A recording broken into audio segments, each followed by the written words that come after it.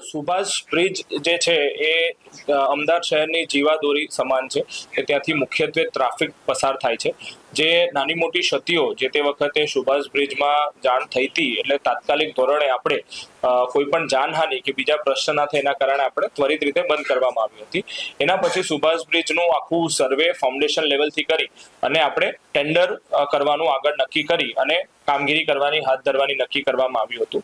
જેમાં બે ભાગમાં આપણે કામગીરી કરવાના છે. જે હયાત બ્રિજ છે અત્યારે એમાં જે સુપરસ્ટ્રક્ચર છે કે જ્યાં પ્રી સ્ટ્રેસ વાયરના ઇસ્યુના કારણે જે ઇસ્યુ થયો હતો તો સુપરસ્ટ્રક્ચરને તોડી અને નવો સુપરસ્ટ્રક્ચર જે સબસ્ટ્રક્ચર અને ફાઉન્ડેશન છે એ સારી હાલતમાં એટલે એનું સ્ટ્રેન્થનિંગ પ્લસ આજુબાજુ બે નવી લેન એડ કરવાનું આખું કામગીરીનું ટેન્ડર કરવામાં આવ્યું હતું.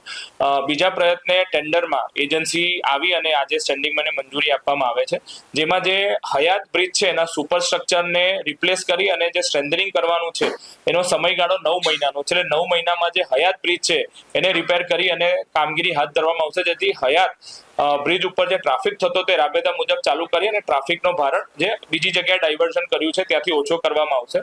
એનું 9 મહિનાની આખો સમયગાળો છે. એની સાથે સાથે બે જે લેન એક્સ્ટ્રા એમાં એડ કરવામાં આવેલ છે એને 24 મહિનામાં આપણે કામગીરી કરવામાં આવશું, કારણ કે એમાં ફાઉન્ડેશન લેવલથી આખું કામગીરી કરવામાં આવી રહી છે. એમાં 232 કરોડનું જે ટેન્ડર હતું એમાં 1.37% અબાઉ આવી અને આપણે એજન્સીને આપે છે. એટલે જે અંદાજિત ભાવ છે લગભગ એટલા જ ભાવે ટેન્ડર કરી અને આપણે કામગીરી કરવામાં આવી રહી છે.